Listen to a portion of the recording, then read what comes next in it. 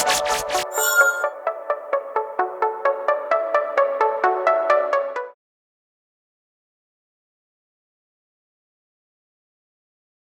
everyone, welcome to One-on-One with Ayanthi Philip.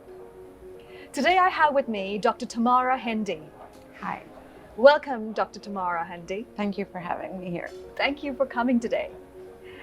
So, how are you doing? Good. These days have been very interesting considering the whole academic and educational landscape, so I've been busy. Okay, good to hear. Dr. Handy, you have many credentials to your name. Thank you. So let me read out a few.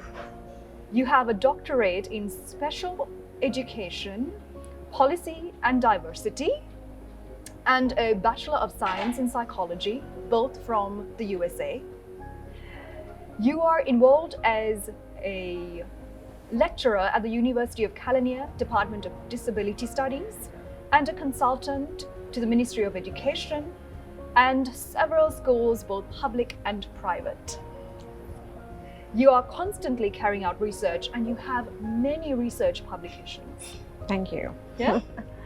So you really are an expert in the field of education. I would like to think I have something to say Great. about it. So it's really wonderful to have someone like you so dedicated in this field. Much required. Thank you. So I understand that here in Sri Lanka, as well as many parts of the world, the public school system is collapsing. There's overcrowded classrooms, overly demanding curriculum, poor funding or no funding to professionally develop teachers. What are the top 3 things that you would look at reframing in the Sri Lankan school system? So I want to start by saying that schools are often a microcosm of the society and the community it's situated in. So a lot of the issues we see in the public education system are also prevalent in the community at large. And when it comes to policy priorities, I think one of the biggest priorities Sri Lanka needs to focus on is inclusivity, how to build inclusive school systems. And when I say inclusive, it's not only about giving physical access to children who are not currently served in a public school system, but also for the multiple students within a school system. They go to school, but for many reasons they are marginalized. They don't have access to meaningful learning or teaching. And this may be due to disability, this may be due to gender, race, ethnicity, class, you name it. But we have a group of students who are in school who are not getting meaningful access to education.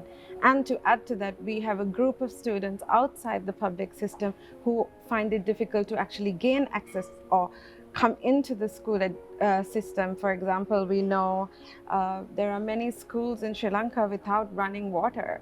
This becomes an issue, particularly for girl children to come to school. So there are lots of ways in which access to school is denied or inhibited. And then when we look at the school system itself, we can think of so many children who are not getting access to meaningful learning. So I think inclusivity is about recognizing all the constraints that sort of inhibit children from gaining their fullest potential, engaging in meaningful learning, and we work toward eradicating and dismantling those systems so that all children who come into the school system get some meaningful learning experiences. And this is how I think reframing the school system would really, and it should be a policy priority. Sure. And the other big priority area for me, at least when I think of Sri Lanka, is teacher preparation. So Right. how do we prepare teachers to do this kind of work? So we have a pre-teaching where before, like pre-service we call it, right? Before they come into the school system. How do we prepare these teachers? How do we make them competent, not only in their content area, but how to work collaboratively, how to be sort of be up to date on developmental psychology, how learning is happening. So we know a lot of research is out on how children learn now. How do we teach our teachers to incorporate that into their daily teaching and learning mechanisms? So that is the pre-service sector. And then another policy area we often need to focus on and sort of kind of gets left out of the way, both in the public sector and the private sector, is in-service teacher support. Teachers work under tremendous constraints, sort of very large curriculum, the pace, exam-based learning, large class sizes. So teachers have all these multiple constraints to work with, and we don't adequately support them. We would like I said, inclusive school systems. Within that spectrum, teachers are also trained to look for children who are not getting meaningful access to learning, to modify their teaching. And to do that, teachers also need to be supported. And often in-service teaching is sort of ad hoc, like once a month or once a year, they would bring in an expert from outside, give them some training. But I think if we can make in-service support very consistent, very systematic, so that teachers are upgrading their skills, and teachers have a lot of knowledge too. It doesn't always mean an outside expert. Teachers within their practice gain a lot of authentic knowledge, but they never have an opportunity to share them with their colleagues. Yes. So we also know successful schools often have a very dedicated time for teacher support and teacher training, lack of a better word, but teacher support systems that update their skills, their knowledge, and also help teachers problem solve the day-to-day. So I think making that systematic would be another big priority area in Sri Lanka. Very good. Thank you. How could we as parents partner with the teachers to make learning cohesive and fulfilling for our kids? All right, so I think parent-teacher collaboration is one of the crucial points of a child's learning trajectory, and it's often taken for granted. But what I see in schools is, so far, the parent-teacher relationship is often fractured. A lot of power dynamics. So for example, I know so many parents whose children have so many problematic experiences in the classroom, but are afraid to tell the teacher or an administrator, afraid that the backlash would then go and impact their child even further. Yes. Then we have another group of parents who are constantly showing a lot of, devaluing the teaching profession, as something easy. Anyone should be able to do it, without realizing that it's a profession on its own. Yeah. So I think the relationship between parents, teachers, and administrators are often fractured, right? There is a sort of a fear, power dynamic that goes on, parents fearing talking to teachers, teachers feeling devalued by parents. So I think one of the important things for parents and teachers both to do is to start thinking about their work with the child as collaborative. And the teachers can't do this on their own, neither can parents. So school systems have to build in systems where there is a lot of communication, collaboration, and transparency about what the child is struggling with, what are the child's strengths, and how do we build that together, bring all that knowledge together to make learning so meaningful for the child. So school systems have some of these systems. For example, parent-teacher meetings. Yes. They have these student record books that go back and forth. Unfortunately, both these tools schools use are underutilized or sometimes misused. So sometimes when I look at children's, student record books, it's like a litany of complaints to the parents about everything the child did, but no idea about how do we support the child. Like I could say, oh, so-and-so had a really bad day today, but here's how I as a teacher am going to handle it tomorrow. And we would like your support in talking to your daughter about so-and-so, or your son about. So instead of moving from that blame, shame dynamic to come to the table with, hey, we have a problem, We want to make learning meaningful for the child. We want school to be a very safe place for the child.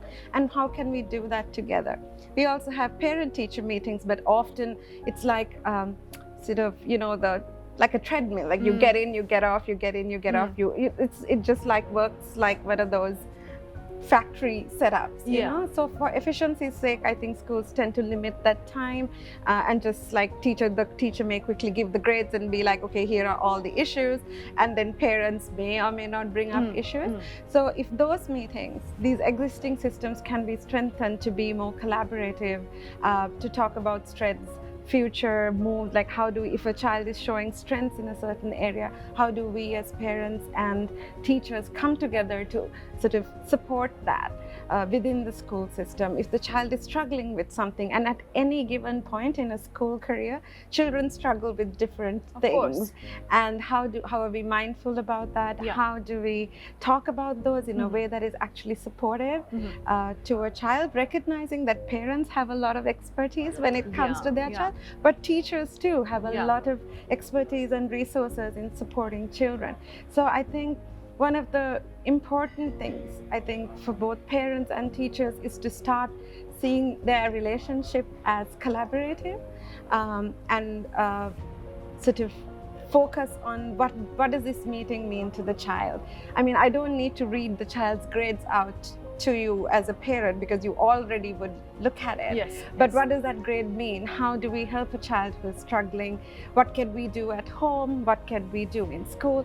And so it has to be a meeting where those type of things are discussed, encouraged, and if possible, and I think I would encourage this, is for students to be a part of those meetings. Often adults talk about children, but we kind of erase the voice of the child completely from those conversations. So whenever possible, it's important to have the student give some input about what that learning environment means. So in my practice, I often see that if I ask a student, hey, what's going on in school, and what is one thing you would like to change, they give the most insightful, most practical answers to the issues they're facing in school, but often they are not heard. So building that collaborative relationship, a very restorative relationship, and a more problem solving oriented approach, I think would make the school experience really pleasant for the child and the parents and teachers. So, Dr. Handy, say for example a child is struggling in school. What could be a typical conversation between a parent and a teacher? Yeah, and I think one of the things is to recognize that at any given point in a school trajectory, children struggle for multiple reasons. Sometimes it may be something they are going through. Like they may have some challenges in accessing the curriculum, they may have a disability or not, but also the curriculum is vast, class sizes are big, so there is a lot of problems that happen. So and you can't look at the problem as a single issue, it's multiple issues. And to support that child, it has to come from an understanding from the teacher's point of view, for example, looking at the classroom setup, what is working for this child? Well, what would be a typical conversation? What could a parent go and ask a teacher? And how should a teacher respond back? Yeah, so a parent could ask a teacher something like, I have seen my daughter is refusing to come to school in the morning. She used to be a child who used to love to come to school, but now feels school is not the best place for her, or she just struggles to sort of come into the school system. And the parent can ask the teacher, is there anything happening in the school right now? Is there a huge change in the curriculum? Has something happened? Has something changed with the child's friend group that is causing this? So parents can bring the issue to the table, because there is no blame here. It's about, let's understand this issue and what can we change from our point of view as parents. Like, what can I change? Maybe I need to drop my child to school, or maybe I need to have conversations with my child at school, after school, about what is going on. But in the same way, teachers could be like, oh, that's a demand I didn't know the child had. Maybe I could do something different in the classroom, or maybe I can explain Yes. her homework, reduce her homework. I don't know, do something. So we can always bring the issue to the table. Sure, sure. So it's really about understanding. Yes, understanding the child. Yes, yes. In Asia, the system dictates competition. Being first in class, being number one is always priority, it seems, right? But along the way, we lose sight of good values, right? Humility, team play. As parents, how do we strike a balance? That's a really interesting question, because I think children need to be given manageable goals. Children need to be, all kids do well when they are given certain targets to achieve. But what's happening right now is we are not measuring or valuing the progress toward meeting those goals, but the win itself, that prize, that result. Yes. So it is the product of the goal that is valued, not how the child got there. So one part of the competitive environment is also, like I said, something to do with the communities we are set in, right? Yeah. So I would argue that most parents I meet in my practice do not want to sort of overpressure their children with schoolwork, or the exam sort of oriented curriculum. However, they feel like that is the only way to play this game. Yes. Because for a lot of children in a stratified society like Sri Lanka, education is seen as a way of social mobility, right? Like economic mobility, sort of this upward mobility. And parents feel like these are the options my child has to be competitive, to sort of be unnecessarily pressured into the result instead of that process. So I think one way to understand the competitiveness is learning to value different things in the school system. We have to start valuing collaboration and contribution over individual achievement. If you look at the competitions in school, if you look at the grading systems in school, it is all about one child achieving one thing. Yes. And that is not to say that children shouldn't have competition. This is to say the overvaluing of individual achievement over collective achievement, team playing, contribution, because so many of these things happen in school. There are drama competitions which they have to work collaboratively. There are science projects kids do in school that work collaboratively, but those are not valued. Those are not given any kind of value so that the children can work toward them. So if we reframe some of the ways we appreciate and value children's contribution, not just the test takers, right? Some are good test takers, and they should be given the option to use that as a way to show off their skills. But most students have multiple skills, but schools don't give enough opportunities for children to use those skills or to be valued and appreciated. So if you want collaborative, community, socially conscious individuals and communities to be developed through school, we have to prioritize that in the schools. So we have to look at our school systems and think, if there is a competition in the school, what is this valuing? Is this valuing an individual's ability to do something? And if that is what it is, then we need to give multiple supports for many kids to get there. But there are other things that happen in school that value collaboration, value sharing of information, and giving priority to those areas, I think, would really sort of take this unnecessary individualistic idea of winning and making it to the top, and it will sort of set the playing field for the students to understand that there is a lot of that, particularly from a learning sciences point of view, a lot of learning, socio-emotional development that happens when you actually work together with people as opposed to having one single goal. So schools sort of being mindful, parents being mindful of what is the competition about? What is this teaching my child? Sure. How do we make learning fun and engaging? That is always the million-dollar question, right? So I'm going to give a few ideas. One is interest. Children always learn better when they are interested in the subject or have a particular interest on a particular topic area.